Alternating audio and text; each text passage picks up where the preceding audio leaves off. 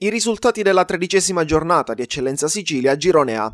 Alba Alcamo Mussomeli 2-0, Cus Palermo Marsala 4-0 giocata sabato, Canicattì Castellammare 7-0, Licata Città di Sant'Agata 0-0, Mazzara Parmonval 1-0, Caccamo Profavara rinviata per impraticabilità di campo, Partinico Audace Geraci 0-2, Castelbuono Dattilo Noir 1-4.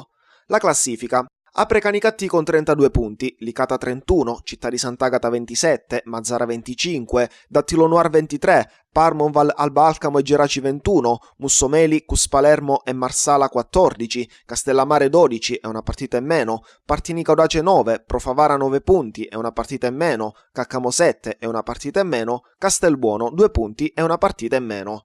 Il prossimo turno, la 14ª giornata. Castellammare Cus Palermo, Città di Sant'Agata Mazzara, Dattilo Noir Partinico Audace, Geraci Canicattì, Licata Profavara, Mussomeli Castelbuono, Parmonval Alba Alcamo, Marsala Caccamo.